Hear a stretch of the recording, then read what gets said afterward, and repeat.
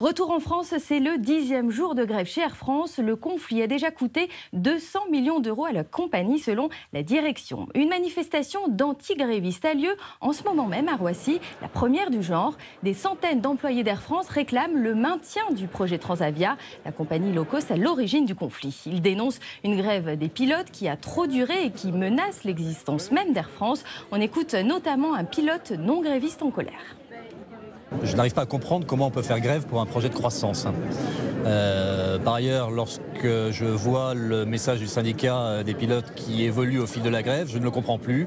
Et sa dernière alliance avec la CGT me semble le signe d'un combat syndical d'un autre siècle. Je n'adhère pas. On ne veut pas qu'ils disent que tout le monde les suit. Non. C'est leur conflit à eux, c'est pas le nôtre. Nous, on a envie de faire du low cost et on fait qui on veut, mais ils sont pas obligés de bloquer l'entreprise pour ça. Ils sont en train de tuer l'entreprise là ? Oui, quand même, oui.